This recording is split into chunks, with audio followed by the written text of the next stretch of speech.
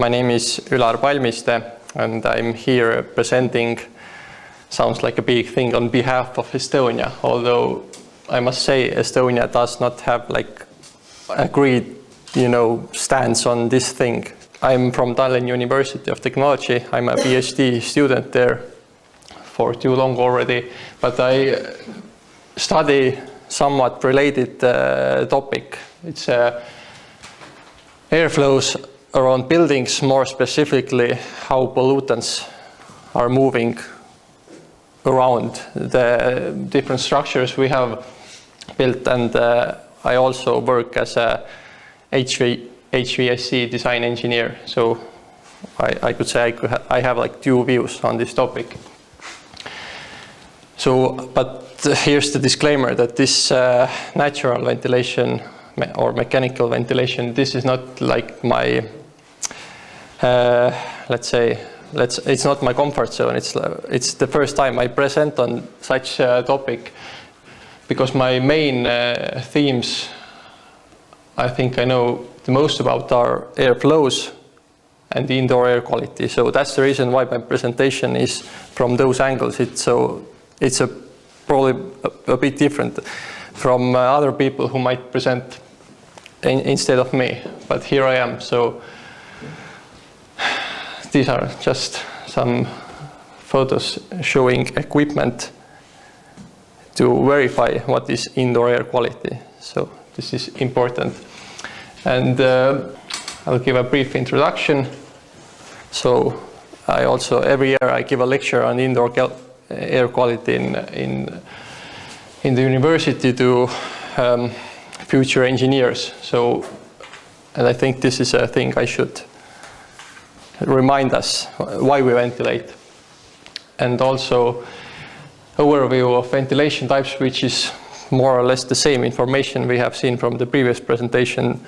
But I think the way different terms are defined, this is really important to understand what I'm speaking about, because some words are, let's say, some phrases are different in my presentation, or the meaning is not the same compared to previous ones. So, and finally, I'll try to come up with a bit subjective Estonian perspective, because there, to the best of my knowledge, there's no like official one. Yeah, we'll get there. So, and also I asked a fellow engineer to send me some examples from maybe some older buildings that have some historic value. So for the introduction, I consulted with AI to draw two images using phrases: natural ventilation, mechanical ventilation, Estonia and Finland. So I think if you pay too much attention to the details, you will see this is complete nonsense, but it has some entertainment value. There's another picture for the phrase natural ventilation versus mechanical ventilation, and obviously AI has opinion. This is the natural one and this is the mechanical ventilation.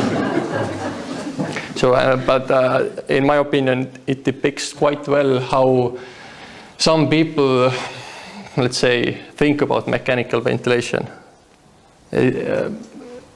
I ask you to try to let go the semantics, like natural ventilation versus mechanical. This picture says it's like natural ventilation against unnatural, like some artificial, some bad thing. I think this, let's say, emotion might come just from the way we call those ventilation systems. You could call this gravity ventilation and this is forced ventilation. There are some more neutral terms for those, let's say, systems. But okay, why we ventilate? Just a brief reminder. We all take, these are very rough numbers. These are not like exact things, but we take around 20,000 breaths per day. And let's put it into perspective.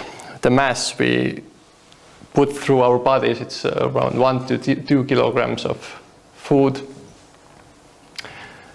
Maybe almost about the same amount of water.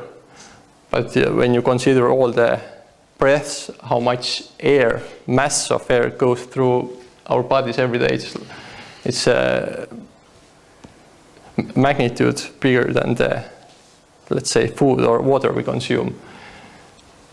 So the quality of the mass we are, letting through our lungs, it has a significant importance, because there are research studies.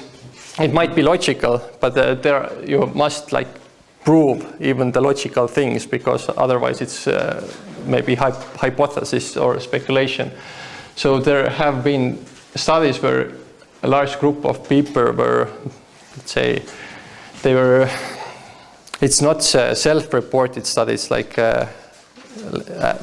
if I remember right, it was a more advanced study that people were measured how long they spend their time in different spaces, and the conclusion is clear that we have become indoor species. Around 85% of our breaths are taken in different indoor spaces.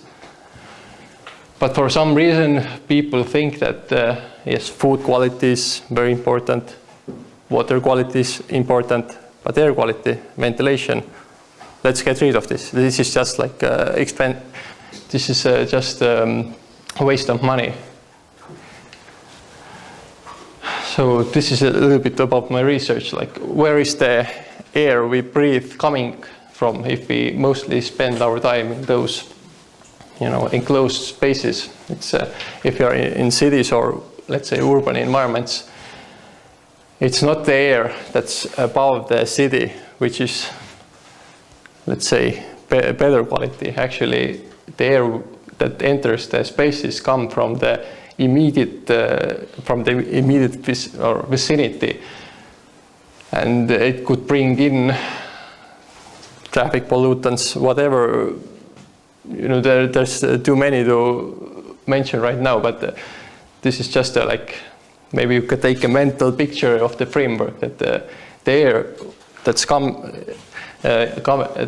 in from the outdoors, it's not automatically, let's say, fresh, because in English there's a phrase, let's bring fresh air indoors, but fresh actually might not be so fresh actually.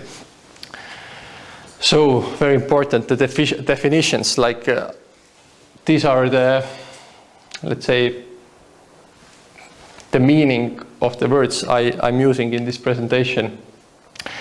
Ventilation is intentional process of introducing outdoor air. The word intentional is really important. We can have unintentional infiltration because the enclosure is not airtight. Actually, there is also exfiltration. If the pressure indoors is higher compared to outdoors, the air moves through the structure outside. So yes, ventilation, intentional process of taking air from the close vicinity and introducing into the spaces.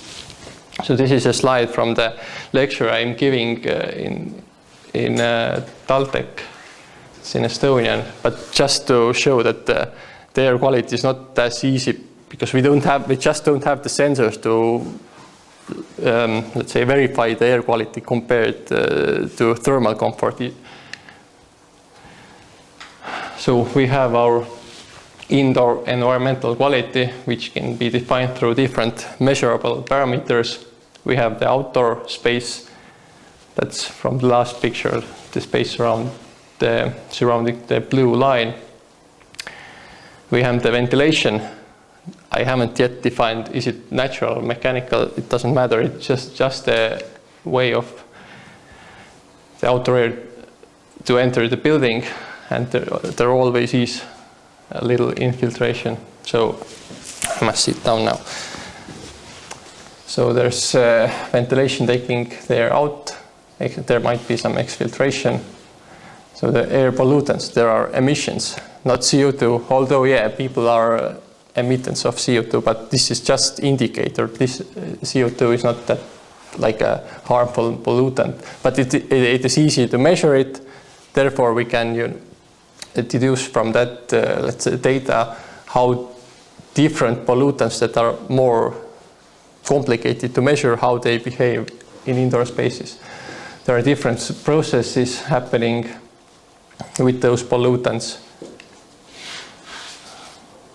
And we could introduce some other, let's say, processes that influence the concentrations of those processes. This scheme was supposed to be quite complicated to convey the meaning that it's a complicated issue. Indoor air is complicated. So ventilation, when you think about the AI picture, like bad and good and bad, like natural, unnatural, I think of it, it's just the pressure difference. Is it natural in that sense? It uses gravity, or we use electricity to move the fan and create the pressure difference. So when you have natural ventilation, it's wind or buoyancy, the motors, natural motors driving the pressure difference. Mechanical ventilation, it's the fans. We use electricity, we move the fans, this moves the air. And also ventilation standards, or let's say an engineering approach also defines hybrid system, which is like combination. You could have one at some seasons and the other one at other, but this is mostly for, let's say, mild climates. I don't know any hybrid ventilation system in Estonia, because it's like hybrid cars. You basically have two systems, the mechanical and natural. It's even more equipment. So when we look at natural ventilation, the wind-induced natural ventilation can be looked as single-sided. In Estonia, it's like ühepoolne. Basically, you open the window, the fresh air, outdoor air should come in through the same window and leave through the same window. Cross ventilation is läbiv õhuvahetus or läbiv ventilation, where the air moves through the building. It doesn't require the stack effect, and this is probably also not for our climate. It's not very common because you just can't have the same wind conditions for every room. And then there's stack ventilation, which I think in Estonia, when people speak about natural ventilation, it's stack ventilation. You must have temperature difference when the volume of air heats up, it expands, the density goes down, it moves up, and this creates the pressure difference, which is ventilation is always just pressure difference. Like you have the suction part at the lower building, so the air is coming to fill the gaps left by the rising molecules. And for that to happen, you basically have temperature difference, and you must have some certain vertical path where the pressure could develop. But this is my subjective, let's say, opinion, or how I kind of feel how some people in Estonia think about natural ventilation. Let's say when I do renovation projects, then sometimes customers want some governmental grants, but they say let's do a natural ventilation, but they mean let's do nothing. But this is not natural ventilation. This is no ventilation. So there's a difference, and this interesting looking building actually is a new university building in the University of Cambridge, which is completely naturally ventilated, But this is just to show that when you really design natural ventilation to fulfill indoor environmental requirements, it's not that you don't use equipment, you just use more materials, different methods, and there it might be even more.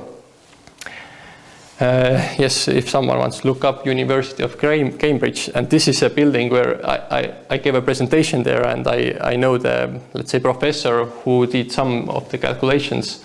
This is, I would say, a rare example where I really feel this is like a modern example of natural ventilation.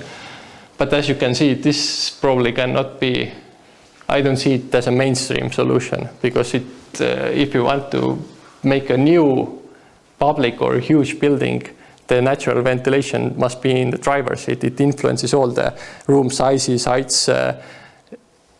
When engineers cannot like design it, it should be, I see natural ventilation more like a part of architecture, because when engineers get the drawings, I don't see it's possible to even do it on paper. So, and mechanical ventilation, basically 3 types. You either supply with fans, you exhaust with fans, or you have balanced ventilation. And with balanced ventilation, here you can have heat recovery. As the focus should be on like natural versus mechanical, I don't stop here. I go to the, now I start like the steps why Estonian, let's say, stance on mechanical ventilation system is, let's say, preferred compared to natural ventilation. So the first thing is ventilation is not the objective. Indoor environmental quality is the objective. Indoor environmental quality can be defined through some specific measurable, quantified parameters, and the numbers are in, let's say, regulation documents or standards, and where the numbers came to the standards, it's from the research, like maybe public health research or some, let's say, different type of research to give quantitative values. So when you have a building, you can go with some equipment and really verify, is the indoor environmental as it should be. The European standard separates the indoor environmental quality into, I think, 4 classes. You can have like class first, or I'm not sure how it's in esimese sisekliimaklass, teine in Estonian, basically. I think most of the new buildings should go for, or should aim the 2nd class, and renovated, I think it's 3rd. I'm not sure. This is not my main thing, but basically that's the important principle, that indoor environmental is the objective. Ventilation is just a tool to ensure from this list of quantifiable things, the first, ventilation is for indoor air quality. Thermal, just for the information, thermal component means temperatures, humidities, the speed, how fast the air moves in a room. This is everything under thermal comfort. And sound or noise and lighting. Again, this is another principle which is, let's say, my subjective opinion, how Estonian regulations define ventilation. This is not energy efficiency measure, just this is a tool to ensure the quality of air, just as we have food quality standards, water quality. These are also not like to save money or something like that. And a third thing, those parameters that can be classified under those should be continuously controlled during occupancy. It's not like let's have water quality 75% of time, or let's say 90% of time we have our food, let's say food quality, whatever you meant. So it's the same for air quality. So this is, let's say, those files. In total, probably around 1,000 pages is the basis for what's written to the regulations. I think it's already like 15 years ago. Different types of apartment buildings were studied thoroughly from building science viewpoint, from I think construction, like everything. It's like those reports are like at least 200 or 300 pages, and also in those research projects, the air quality was measured in existing buildings. And first, there are different, like some buildings were made of brick, prefabricated Soviet time panel buildings, wooden apartment buildings, and the common denominator was that the natural ventilation rates were not meant. The best natural ventilation rate, I think, was the worst for mechanical systems. So, and when I refer to the previous slide that air quality is the objective, we have some values from research, and the aim is to meet those values, because air quality is not just CO2, it's much more that might be happening, and research shows that some airflow rates is like it's not like optimum, it's the minimum, like minimum airflow rate. So from this research, Dr. Alo Mikkola was, let's say, this is his thesis that's openly available from the university library, even the PDF, like summarizes this everything. You can see the quantitative measurements, like graphs, what's the situation with natural, mechanical exhaust. Yeah, and based on these results, let's say those values ended up in the documents that say when you want to get government grants for renovation, you must fill those indoor environmental quality goals. If you use your own money, do whatever you want, but this set, let's say, the ventilation requirements basically, and there were different phases. At first there was like first round of those grants, and after that there was another study, like how those new buildings perform, and actually it wasn't that good at all. And from the second round of, let's say, the practical knowledge was already also taken into account when redefining the requirements, and this is the current state. I don't know how to translate the words from Estonian to English. I mean, I think Estonians probably know what the regulations are, but just I remind myself what I wrote here. So yeah, we have a government regulation that says in living spaces you must have ventilation, either natural or mechanical. Then there's another regulation I have a dedicated slide for that, and then this is like a regulation that defines the technical parameters that have to be met when you renovate using the let's say government grants. So this is in Estonian, yes, but it says just to compare with your presentation, like how it's defined. Let's say you cannot find the word natural ventilation here, but indirectly, theoretically,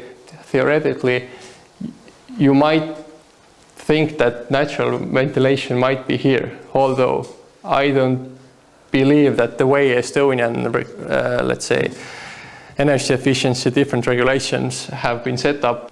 Let's say, as a system designer, I list some normative documents in the projects, and this is one that should be, I mean, it doesn't have any like quantitative values to follow, but it says that the idea is mostly it should be heat recovery, mechanical ventilation.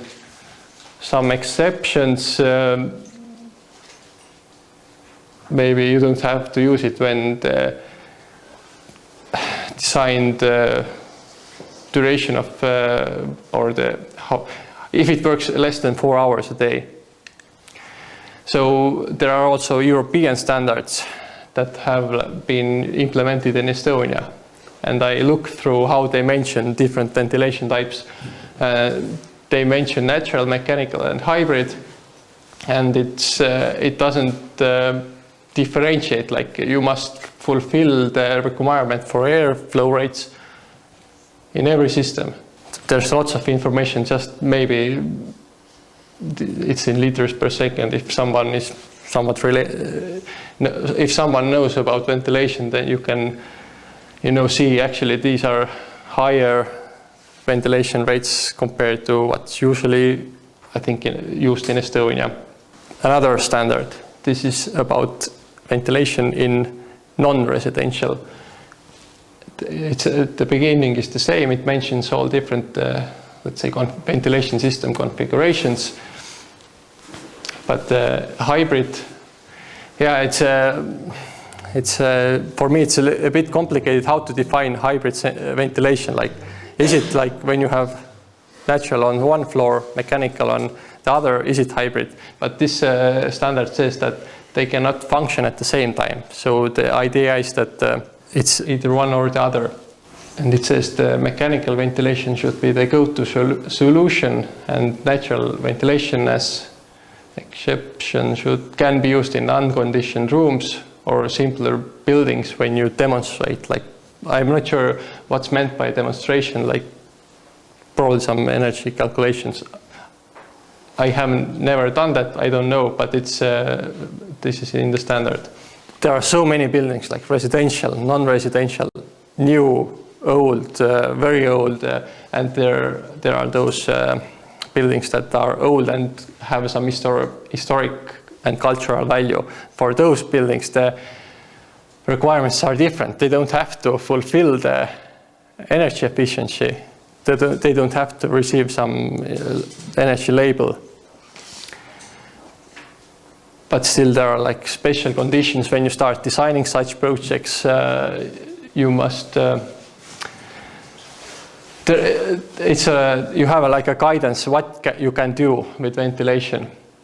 But from my colleague who has been, who has more experience with such projects, he said that although there are no energy efficiency requirements, the owners, in his experience, prefer heat recovery mechanical because overall it's cheaper. And some references from my colleagues' let's say portfolio.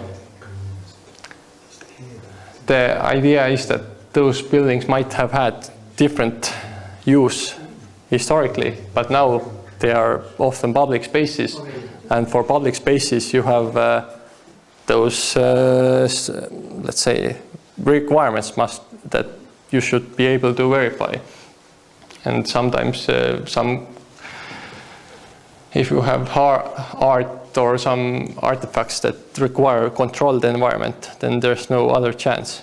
Okay, this is one example when natural ventilation was maintained just because you could not practically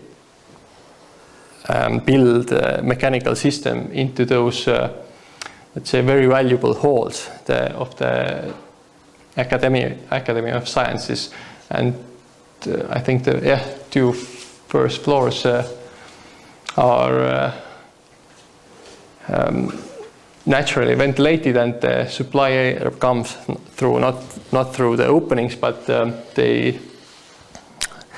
ma räägin eesti keeles, sest ma ei oska inglise keeles seda öelda, et akende tihendid eemaldati lihtsalt läbi selle kuidagi, et kuna see visual aspect of the windows was also important, so that's the way they, intentionally introduced the leak, designed leak.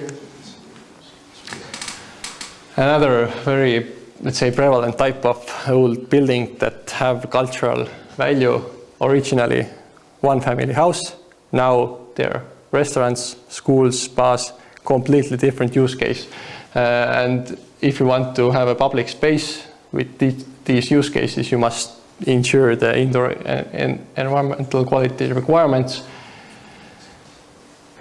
That's the reason everywhere mechanical ventilation, or depending on the special requirements, maybe it's not, it might be like mechanical exhaust, not always like balanced ventilation.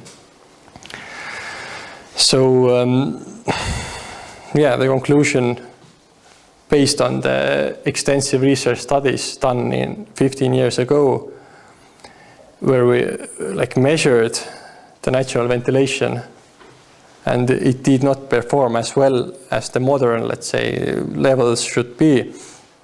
That's the reason why the regulations can't recommend natural ventilation as go-to solution, because there are no working examples that could be like successful case studies or something like that. I know that the natural ventilation is much more widespread in mild climates because you don't have to heat the air. I mentioned Cambridge University, but currently, as long as there's no heat recovery, it's really, let's say, complicated to fulfill the requirements using this system. Because everything should be commissions, like verified the airflow rates. Is it so or not? Main things that we see as a problem. And from my perspective, let's say I have lived in buildings with natural ventilation and mechanical, and I belong to the group that prefers mechanical because I feel like throughout the year the air is fresh. When I was living in my building with a stove in winter, when I opened the window, the cold air just introduced those cold drafts, and rather I closed the window. And when I measured the CO2 rates, or knowing the new parameters, I see personally that the go-to solution should be heat recovery mechanical ventilation, because it's not dependent on the outdoor climate. You can control the parameters. But yeah, this definitely remains the, let's say, a hot topic, a hot debate topic, and I don't see it, end very soon, because the natural ventilation does work in some climates, to some extent, and this is being tried to import it into our climate, but I won't say that I don't see it can't work, but I don't know how it should be designed, knowing I've done the simulations, dynamic simulations, not analytical with equations. I've measured, done some smoke tests around buildings. It's so dynamic situation, like how can you design a natural ventilation? This is like a science project to me. Oh, maybe not for residential, but my meaning for bigger buildings. But yeah, that's let's say that's how I feel. Maybe some people are not that pessimistic. Yeah, I'm wondering also, like you showed quite a big list of the studies, and the one question that comes to mind is in those studies, what was their definition of the natural ventilation? And of course, like, for example, if you would include naturally ventilated systems which actually only have window ventilation, for example, which are not complete systems for natural ventilation, then that would, of course, show quite bad results. Like, for example, in Julia's presentation where we had the development of natural ventilation through the years. There's actually in Finland only one time period where they actually designed in the old days, where they designed like the system so that it actually gives a good air quality. And now we have returned back to that. We are using about the same kind of like design principles now in the new systems because of the new regulation. But then there's many ways that there's many types of systems that you could call natural ventilation, and they would get bad results, but it's not really. Yeah. In those buildings, it wasn't very clearly defined that natural ventilation is, but the system was that the leak was coming through the windows because the windows were bad during Soviet times. There were no holes, but after the first round of, if I remember right, around 2014, government issued grants based on the studies, and you could renovate using natural ventilation, if I remember right, or was it mechanical exhaust?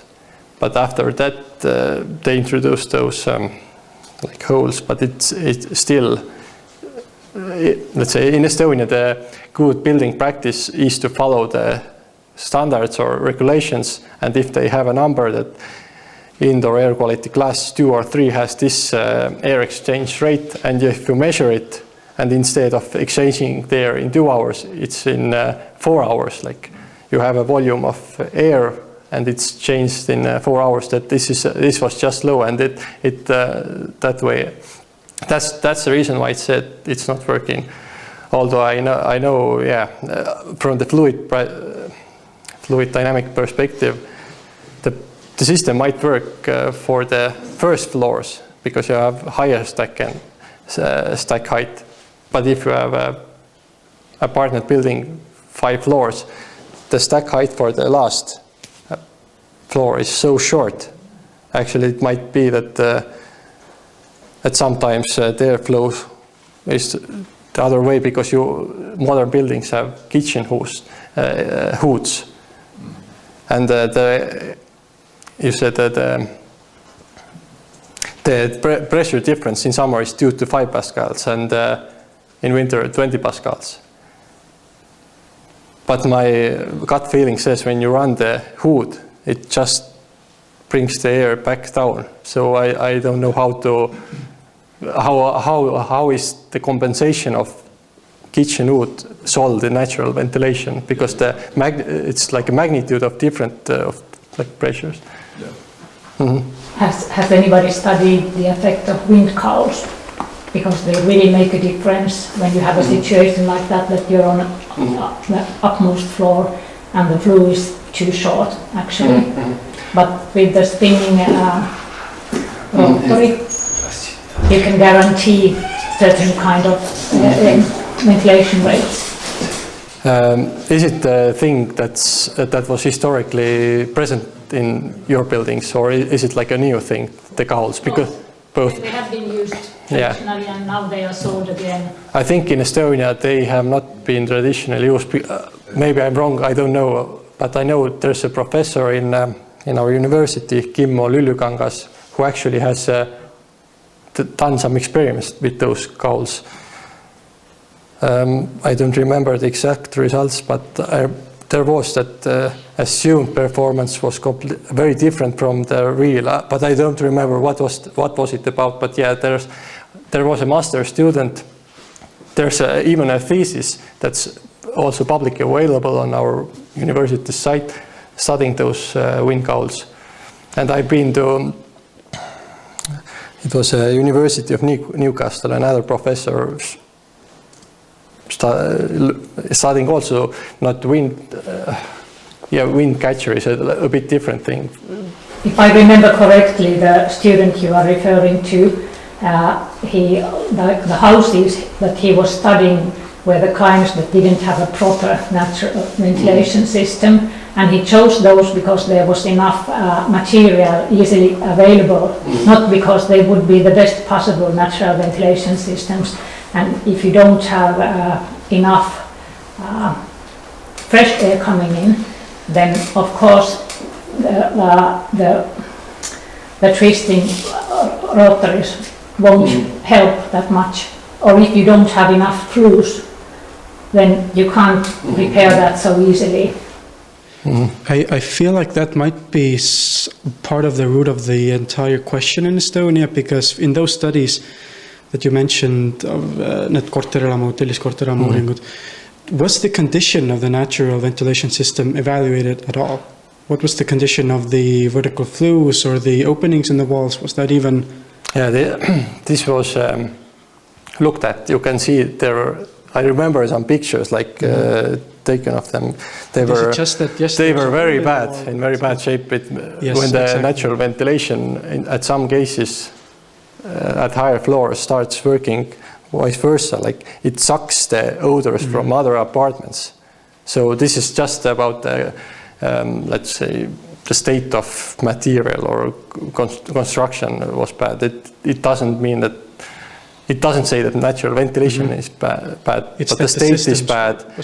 But still, if you have flat roof and higher floors, even if you calculate, there's I don't see there's enough pressure difference to be like sustainable. When you turn on your kitchen hood, it sucks out like at least 25 liters per second, but the overall airflow rate for 1 room or 2 room apartments is 15 to 20 liters.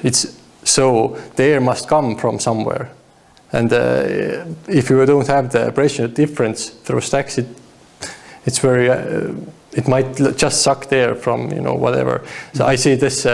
This is one question. How you show the picture of a new apartment building, but do you know how it's sold in this building? Because when you have a airtight building, you really must intentionally introduce the compensation air. Yeah, so this is very interesting to me. It has to come like at the proper pressure level. So basically, I have one apartment house that I was designing the natural ventilation, and they did it like this. They wanted to have the mechanical exhaust for the kitchens. Even though it can be done with a kind of like a circulation through a filter, but they wanted to have the mechanical exhaust to the outside in the kitchen. And they did it so that they had a specific, they had a specific vent that you open then that is big enough for to bring in the enough fresh air to compensate for the use of the exhaust of the kitchen. And the same applies for fireplaces, for example.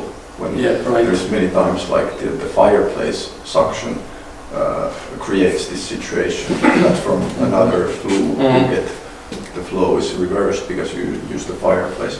The same principle you have to apply, that you have to have enough fresh air coming from a big enough vent to compensate.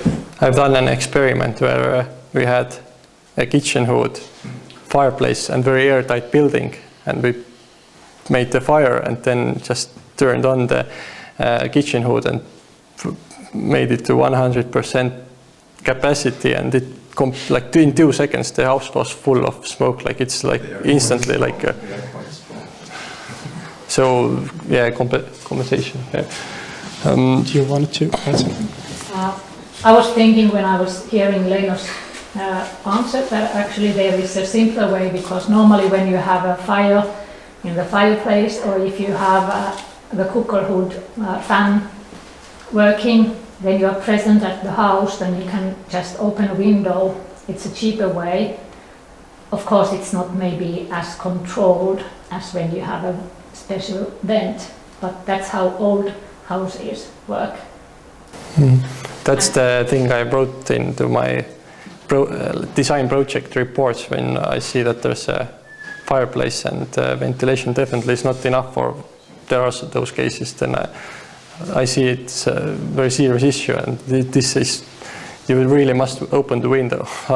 Otherwise, there are accidents sometimes when the gas burners or go out and you have this carbon monoxide, and this might be a really serious issue if the pressure is in a wrong direction. And yeah, I have a question. Are those Finnish results somehow published or like studied in similar sense that people going in with some equipment to verify airflow rates or something? Or how do you even commission those? Like, don't you have like requirements, like when you finish the system and there should be the protocol, how it works? Because this is a question mark to me, how it works in like modern times. For the requirements for the air exchange rate are the same, like I had in my presentation. It is mechanical, natural is the same requirement, and they will, in principle at least, and in this apartment house that we did, they do the measurements as normal, like they do go in and measure all the airflows in all the vents. So, and that was, there was no problem, because the design has to be, of course, the design has to be proper, so that there is enough of those ducts and vents. If that's not the case, then of course it cannot work. But maybe the big issue nowadays, also in Finland, is that this is not taught in the schools, and there are no building design programs for this purpose. So it is up for the designer to study and to make the tools for the design of it. So it goes wrong easily in that part if the designer is not educated enough in this subject. It is a different subject than the mechanical ventilation, and there you have all the tools in your programs. You have all the tools for it, so it is easy for the designer, not so easy for a natural ventilation designer. So if the design is not done properly, then you will have problems, and they come up in the measurements then. So that's it has to be well designed to have good results. Do you have like idea when you have like a, let's say, new apartment building, like maybe this the one they are building right now, and in winter you have lower flow rates, and you present it as it could be a good thing, but let's not focus on the air quality, but on humidity. Like in modern buildings, there are lots of sources of moisture. Like are the flow rates maybe too low, or because this is another thing. If you have moisture, you could have really bad problems. I know the fellow engineer mentioned. Okay, this was an old, maybe medieval building in downtown Tallinn, where there was, I think, new apartments, but natural ventilation, but it got mold because the airflow rate was too low to try let's say, to safe levels. So I'm thinking in winter, when you try your clothes indoors, you go to shower, the exhaust rate from wet rooms, like. As I said, the airflow rate requirements and the design airflow rates are the same for mechanical and natural ventilation. There is no difference there for the capacity. And in the winter time, if you open the vents for the natural ventilation, you will have many times the requirement airflow rate. Also in the winter time, in the summertime, the moisture is more of a problem, and then you are reliant on enough capacity in the system. So if you open your vents, you will have enough flow. In the winter time, it's the opposite problem, that the air might be too dry for comfortable and healthy air quality. That if the air is changing too much, and then you have to have proper adjustment possibilities, so that you can also, in the natural ventilation, you can close the vents enough so that you will not have too much airflow. But if it's properly designed, then too low airflow rates won't be a problem. Okay, the same actually is recommendation for mechanical ventilation. When it's very cold, you just lower the airflow rates. But yeah, you can do that. Yeah. One thing that affects the indoor quality is also the materials of the house. Mm-hmm. And if you want to build a house with natural ventilation, I always suggest that you should be using materials like hygroscopic materials that can take moisture when there is a lot of it and then give it back when it's too dry. And that would lessen the need for air rates. But like I've been living in naturally ventilated houses, like 100-year-old houses, all my life. And nowadays, of course, all the houses like the old houses in Helsinki are painted from the inside all over with plastic paint. And that's not a good thing, because then the structures that could dynamically buffer the humidity, they can't do that. But still, most of those houses were really fine. Even if there is this plastic paint that sort of forms a plastic bag, which is not idealistic at all. So, because of my experience, I'm not really worried about. Of course, there needs to be understanding of the system, and an easy way how a housing company can help this is once a year make make recommendations for the occupants how they should use the system, and once a year put it in the post box of every apartment. It's really cheap, and even if the occupants move away and new ones come in, then they soon will get the introduction to natural ventilation.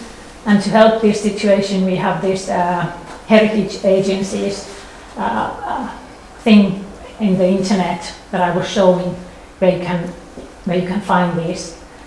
I suppose it's possible to copy text there and then translate it with people, so it could probably be used in Estonian as well.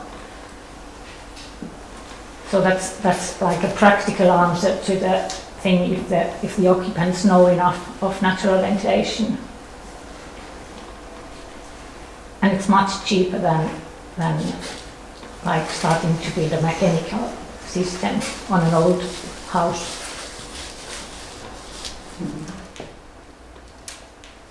Any more questions? I have one. Just about this house in the downtown you mentioned, that there was a model and everything. Do you know this natural ventilation, was it thought through, or this was like you at the beginning said, Estonian natural ventilation means no ventilation? I can't answer to it because I don't know the details. I just remember on the spot that it was mentioned. I didn't add it to the slides because I'm not sure if, because let's say 100 years ago the indoor environmental quality or what it was so different. There were no such requirements in Estonia. When you look at Britain, you can already see the ventilation rates or some values that were thought of, like what it should be. For example, in Britain, I think it was like 25 liters second per person. We were here speaking about like 5 or something, but now modern research also shows when you consider the viruses and stuff like that kind of pollutants, then you really need 25 liters, because the lower rates are based on odors and just to dilute it enough so you don't distinguish it. But actually health-based guidelines in recent research papers propose that it should be even higher, but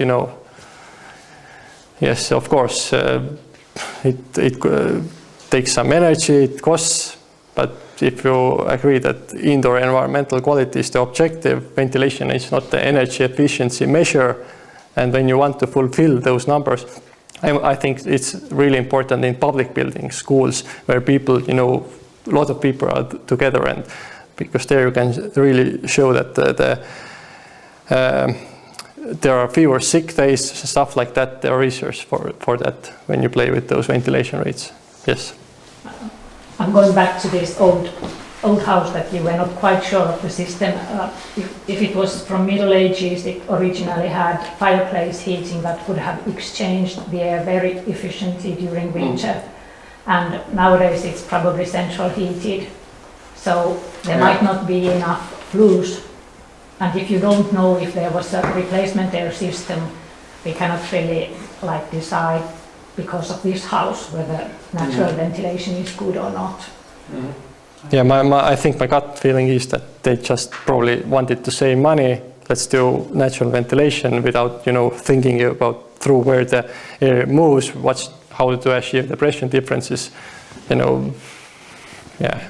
I think it would be interesting to see whether the studies that have been conducted, would study natural ventilation and buildings in Estonia, whether these ventilation systems were first designed in a proper way, were they maintained when they were studied, and did the occupants and even researchers know how to function them, how to properly use them to like objectively more or less say that whether the system works or not. Because most natural ventilation systems that I've seen in Estonia, they are of the worser kind that you will have showed, that with the overflow effect, with stacks only in like bathrooms and kitchens. So it's not a very efficient natural ventilation method, first. Second, do occupants know how to use it? And do they even block those channels intentionally sometimes to stop heat from escaping, perhaps? And and whether the occupants even know how to maintain them, have the channels become blocked, or I think that is an aspect that might not have been studied in those earlier studies. Or what do you think? I can't say for sure because I didn't look this aspect from the studies, but I think the general idea was that the walls, the windows are not airtight. It's, you know, enough for the leakages, and I think for that was the design basically. Just a stack, just higher levels. Floors had lower stack height, so less, you know, pressure difference to drive the ventilation. So that it depends if you are living on the first floor or the fifth floor. So yeah, so I think that's the original. But I'm just wondering whether that's an assumption of the researcher, or was it what actually the architect designed, and whether perhaps if it was designed, the construction people or the owner simply decided that let's cut corners, let's not build these channels or save money, etc. So I'm just wondering if times, you know, everything was or even stolen, earlier during the First you know, Republic and the Russian Empire. That I'm just it's just an interesting thought to me. So just a curiosity question about the air pollution from outdoors, and how much of it can be filtered out, and how does it affect the energy efficiency of the whole system? Energy efficiency. Let's start with the pollutants first. Pollutants. Yeah, it really depends where you live. Although, let's say Estonia is considered like the best air quality in the world, like top 5 something. But reality is when you live in dense urban areas with, you know, traffic, when cars drive, there are like micro fragments from tires, for example, particulate matter, that are so small that when they enter the lungs, then they can stay there. And some fractions are even so, let's say, small that the nose cannot, you know, catch it, and it could go to your lungs. So there are this is about particulate matter. You know, particulate matter could be, let's say, in Estonia, suburban areas with lots of private houses with fireplaces. When they burn wood, this introduces particulate matter into the air, and the measurements have shown that the contamination stays in those areas. and this is a health hazard. Let's say particulate matter is the worst one. This is established as a, let's say, this causes serious illnesses in long term, not like air pollution is not acute usually, only carbon monoxide and stuff like that. How it can be filtered. Mechanical ventilation system has like a section where you can enter a filter. I should have a picture because it's amazing how dirty it is in 4 months. There's a saying that if you don't ventilate or if you don't filter the air, your lungs will. So to some extent this is true, because if you live in an area where the outdoor air has some pollutants and they enter the space and you breathe them, then it could potentially have long-term effects. I think in natural ventilation and mechanical exhaust ventilation, mechanical exhaust is you have like a fan that sucks the air and the air is introduced through vents. Some vents have a small filter, so the air coming into a room goes through a filter, but it means the user just have to replace the filters. This is like a regular maintenance basically. In natural ventilation, it's also possible to filter, but not with fine filters. And then you can take away from the fresh air like the bigger, small particles and pollen, but not the finest small particles that are most harmful. But what happens when we use fine filtration, we also filtrate like bacteria, and then inside air becomes very different from outside air. And we have results already from studies from kindergartens where we have so-called like natural kindergartens where children are more out, they are less sick, like if they spend a lot of time outside digging dirt from the ground, they are healthier than if they are staying inside the building all day. And we know that these small particles are harmful, but there are like really strong suggestions that it's also harmful for people to live without getting the normal amount of bacteria, like having whatever things that are outside. And we know that at least in Finland has had like, I guess, at least as long as Estonia, like a very strong ventilation industry, and like we are really like technically orientated, and Finland has a lot of autoimmune diseases like allergies and asthma and things like that. And there are also studies about like on the Russian side of the border in Karelia, there are people that have the same kind of genes as Finns, and they are a lot more healthier considering autoimmune diseases. And one big difference is that they don't have mechanical ventilation. There are of course many things, and it's impossible to say that if it's only this. But personally, I would rather breathe air that reminds of like outside air. Like I'm sort of old, and I was raised at a time when it was considered that outside air is more clear or pure or fresh than inside air. And somehow my feelings and my body, they tell me that if I'm enough outside, that's of course again like a complicated question, but I still sort of believe that inside air, if it doesn't have any special pollutants or something like a defect like that, inside air is not as good as outside air. Like in summertime, I like to sleep with my window open, and I'm not afraid that I live in the center of Helsinki, but in a good place, not too much traffic.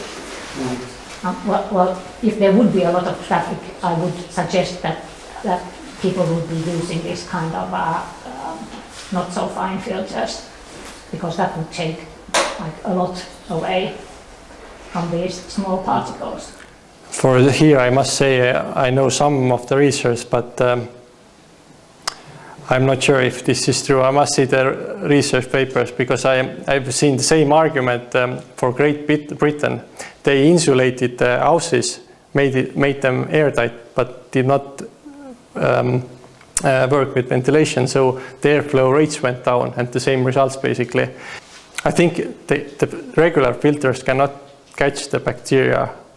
Fine filters can, they catch the bacteria. Like if the filter takes away the, I'm very bad with numbers, but I think it's like 2.5, that's one, whatever. Particulate matter, yes. Yeah. If you can take that away, you take away the bacteria as well. I must look into it because I know the phrase is building microbiome, like the tiny creatures living but we have some studies I can find if you're interested in. They were done in Kuopio University.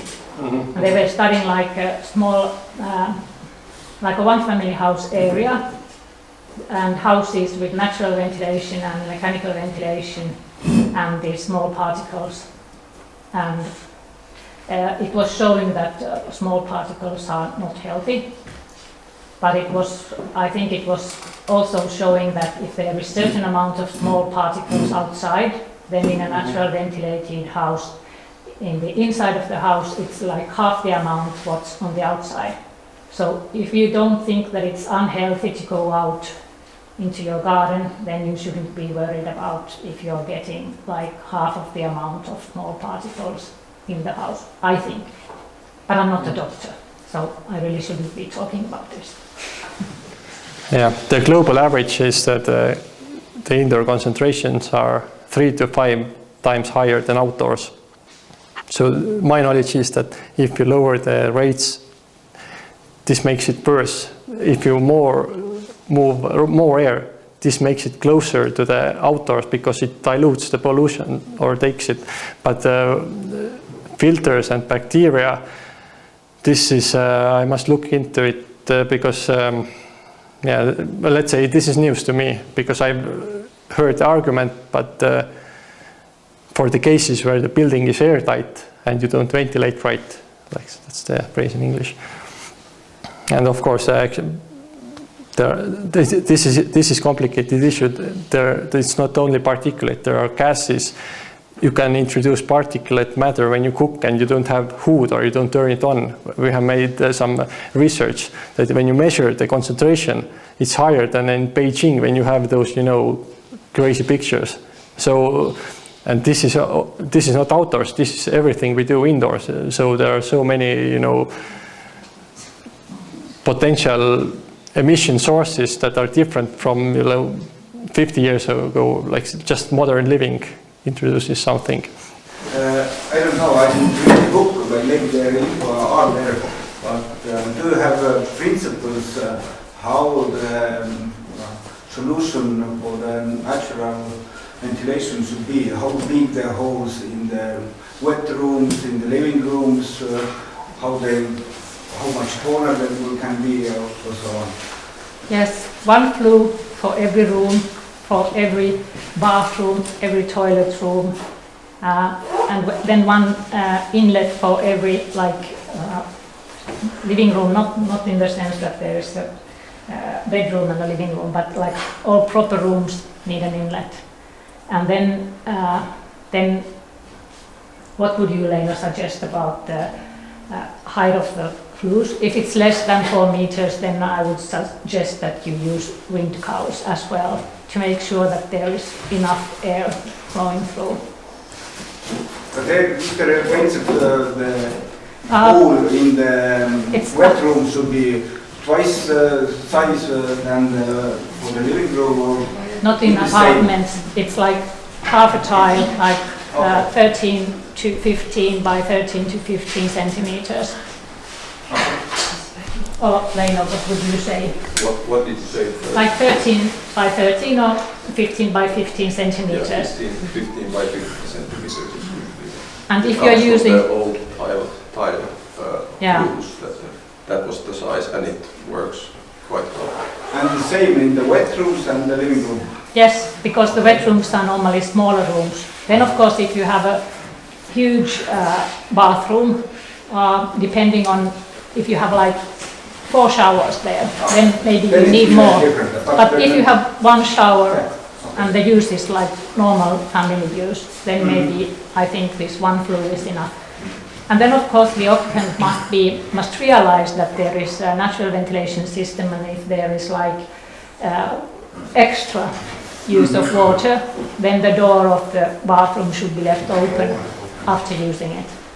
So it's, to me, knowing these things, it's very simple, very practical. But of course, if the occupant doesn't realize that it's not a modern, mechanically ventilated apartment, then they should be advised. Okay, thank you. Thank you to Ülar.